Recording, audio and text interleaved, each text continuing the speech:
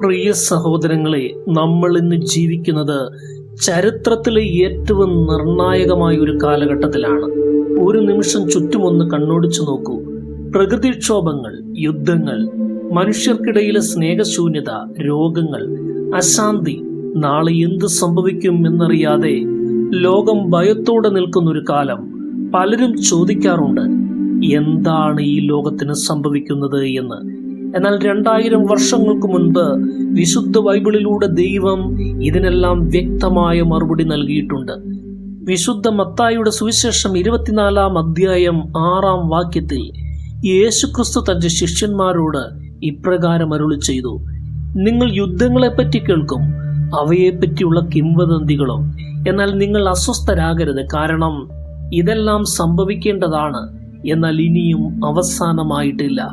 അതേ പ്രിയപ്പെട്ടവരെ, ഇന്ന് മാധ്യമങ്ങളിലും സോഷ്യൽ മീഡിയയിലും നമ്മൾ കാണുന്ന യുദ്ധവാർത്തകൾ ലോകാവസാനത്തിന്റെ പൂർണ്ണരൂപമല്ല, മറിച്ച് അതൊരു വലിയ തുടക്കം മാത്രമാണ്, ഒരു വലിയ മുന്നറിയിപ്പാണ്. യേശുക്രിസ്തുവിന്റെ മടങ്ങിവരവ് ഏറ്റവും അടുത്തു കഴിഞ്ഞു എന്നതിന്റെ ലക്ഷണങ്ങളാണിവ.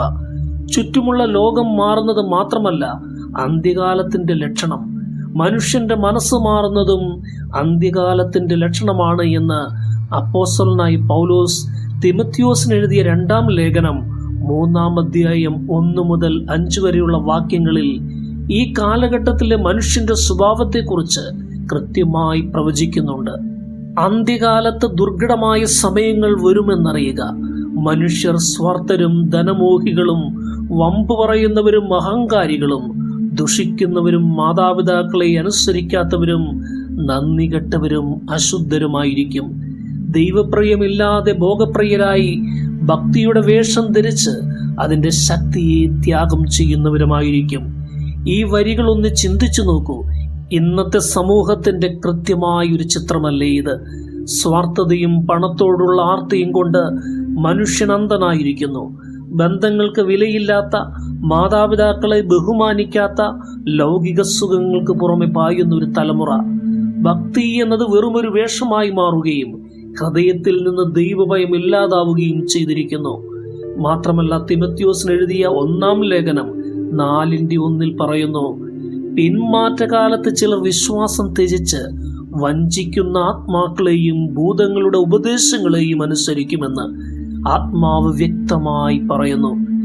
ഇന്ന് സത്യദൈവത്തെ മറന്ന് തെറ്റായ ഉപദേശങ്ങളുടെയും വ്യാജപ്രവാചകന്മാരുടെയും പുറകെ പോകുന്ന എത്രയോ പേരെ നമ്മൾ കാണുന്നു.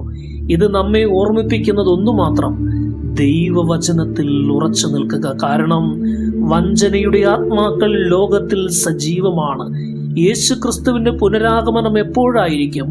അത് പ്രവചിക്കാൻ ലോകത്തിലെ ഒരു ശാസ്ത്രജ്ഞനോ പ്രവാചകനോ സാധ്യമല്ല. വിശുദ്ധ മർക്കോസിന്റെ സുവിശേഷം 13:32 യേശു വ്യക്തമാക്കുന്നു: ആ ദിവസത്തെയും നാഴികയെയും കുറിച്ചോ പിതാവല്ലാതെ ആരും സ്വർഗത്തിലെ ദൂതന്മാരും പുത്രനും കൂടെ അറിയുന്നില്ല എന്ന്. അത് പെട്ടെന്നായിരിക്കും സംഭവിക്കുക. ഒരു കള്ളൻ രാത്രിയിൽ വരുന്നത് പോലെ, ആരും പ്രതീക്ഷിക്കാത്ത ഒരു നിമിഷത്തിൽ. മത്തായി സുവിശേഷം 24-ാം അധ്യായം 40-41 വാക്യങ്ങളിൽ കർത്താവ് വലിയൊരു രഹസ്യം വെളിപ്പെടുത്തുന്നു.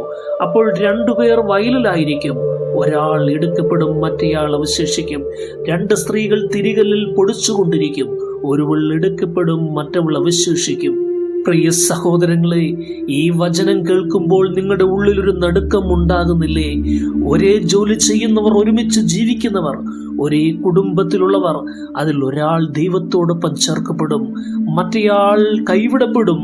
ദൈവത്തിന്റെ മുൻപിൽ നമ്മുടെ ഹൃദയം എത്രത്തോളം ശുദ്ധമാണ് എന്നതിനെ ആശ്രയിച്ചായിരിക്കും ആ വേർതിരിക്കൽ. ബാഹ്യമായ നമ്മുടെ പ്രകടനങ്ങളല്ല, ആന്തരികമായ വിശുദ്ധിയാണ് ദൈവത്തിന് പ്രധാനം. എന്നാൽ യേശുക്രിസ്തുവിൽ വിശ്വസിക്കുന്ന, വിശുദ്ധിയോട് ജീവിക്കുന്ന ഒരു ദൈവ പൈതലിന് ലോകാവസാനം എന്നത് ഭയത്തിന്റെ ദിവസമല്ല, മറിച്ച് അത് വലിയൊരു പ്രത്യാശയുടെയും വിജയത്തിന്റെയും ദിവസമാണ്.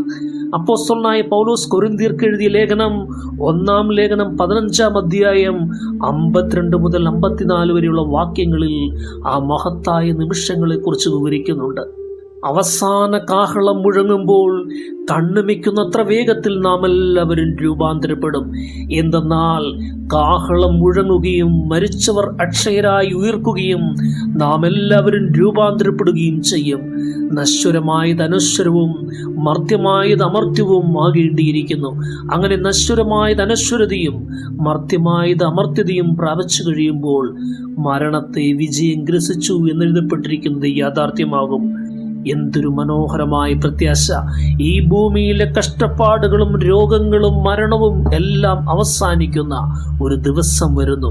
കർത്താവ് ആകാശമേഘങ്ങളിൽ പ്രത്യക്ഷപ്പെടുമ്പോൾ ക്രിസ്തുവിൽ മരിച്ചവർ ആദ്യം ഉയർത്തെഴുന്നേൽക്കും. ജീവനോടെ ഇരിക്കുന്ന നമ്മൾ മഹിമയുള്ള ശരീരത്തിലേക്ക് രൂപാന്തരപ്പെടും. മരണത്തിന്മേലുള്ള ശാശ്വതമായ വിജയമായിരിക്കും അത്. തെസ്സലോനിക്കർക്ക് എഴുതിയ 1-ാം ലേഖനം 4:16 മുതൽ 17 വരെയുള്ള വാക്യങ്ങളിൽ പറയുന്നു, എന്തെന്നാൽ അധികാരപൂർണമായ ആജ്ഞാവചനം കേൾക്കുകയും പ്രധാന ദൂതന്റെ ശബ്ദമുയരുകയും ദൈവത്തിന്റെ കാഹളധ്വനി മുഴങ്ങുകയും ചെയ്യുമ്പോൾ കർത്താവ് സ്വർഗത്തിൽ നിന്ന് ഇറങ്ങി വരികയും ക്രിസ്തുവിൽ മരണമടഞ്ഞവർ ആദ്യം ഉയർത്തെഴുന്നേൽക്കുകയും ചെയ്യും. അപ്പോൾ ജീവിച്ചിരിക്കുന്നവരായി നമ്മിൽ അവശേഷിക്കുന്നവർ ആകാശത്തിൽ കർത്താവിനെ എതിരേൽക്കാനായി അവരോടൊപ്പം മേഘങ്ങളിൽ സംവഹിക്കപ്പെടും. അങ്ങനെ നാം എപ്പോഴും കർത്താവിനോട് കൂടിയായിരിക്കുകയും ചെയ്യും. അതുകൊണ്ട് പ്രിയമുള്ളവരെ, ഈ വചനങ്ങളാൽ നിങ്ങൾ പരസ്പരം ആശ്വസിപ്പിക്കൂ. നമ്മുടെ കഷ്ടപ്പാടുകൾ താൽക്കാലികമാണ്, നമ്മുടെ പ്രത്യാശ നിത്യമായതാണ്. പ്രിയ സഹോദരങ്ങളെ, ദൈവവചനം നമ്മോട് ചോദിക്കുന്നതൊന്നു മാത്രം: നിങ്ങൾ ഒരുക്കമുള്ളവരാണോ? ലോകം അതിൻ്റെ അവസാനത്തിലേക്ക് വേഗത്തിൽ നീങ്ങുകയാണ്. പ്രവചനങ്ങൾ ഓരോന്നായി നമ്മുടെ കൺമുന്നിൽ നിറവേറുന്നു. ജോവേൽ പ്രവാചകന്റെ പുസ്തകം 2-ാം അധ്യായത്തിൽ പറയുന്നത് പോലെ കർത്താവിന്റെ വലിയ ദിവസത്തിന് മുൻപായി അവിടുന്ന് തന്റെ ആത്മാവിനെ സകല ജഡത്തിന്മേലും പകരുന്ന കാലമാണിത്. അത്ഭുതങ്ങളും അടയാളങ്ങളും നടക്കുന്നു. അതേ സമയം തന്നെ വലിയ കഷ്ടകാലവും ലോകത്തിലേക്ക് വരുന്നുണ്ട്. ലൂക്കാസ് സുവിശേഷം 21-ാം അധ്യായം 36-ൽ യേശു നമ്മെ ഓർമ്മിപ്പിക്കുന്നു, സംഭവിക്കാനിരിക്കുന്ന ഇവയിൽ നിന്നെല്ലാം രക്ഷപ്പെട്ട് മനുഷ്യപുത്രന്റെ മുമ്പിൽ പ്രത്യക്ഷപ്പെടാൻ വേണ്ട കരുത്ത് ലഭിക്കാൻ സദാ പ്രാർത്ഥിച്ചുകൊണ്ട് ജാഗരൂകരായിരിക്കുവിനെന്ന്. പ്രാർത്ഥനയോടെ ജാഗ്രതയോടെ ഉണർന്നിരിക്കുക. പാപകരമായ ജീവിതം നയിക്കുന്നവർ ഉണ്ടെങ്കിൽ, ദൈവത്തിൽ നിന്ന് അകന്നു കഴിയുന്നവർ ഉണ്ടെങ്കിൽ, ഇതാണ് സുപ്രധാന സമയം. യേശുക്രിസ്തു കുരിശിൽ ചൊരിഞ്ഞ രക്തത്തിൽ ഇന്നും നിങ്ങളുടെ പാപങ്ങളെ കഴുകി ശുദ്ധീകരിക്കാൻ ശക്തിയുണ്ട്.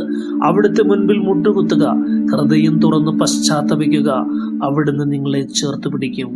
കർത്താവിന്റെ വരവിൽ കൈവിടപ്പെട്ടവരല്ല, മറിച്ച് ആകാശമേഘങ്ങളിൽ അവിടുത്തെ എതിരേൽക്കാൻ യോഗ്യത നേടുന്നവരായി മാറാൻ നമുക്കൊന്നിച്ചൊരുങ്ങാം. ദൈവം തന്റെ വചനത്താൽ നാം ഏവരെയും അനുഗ്രഹിക്കട്ടെ.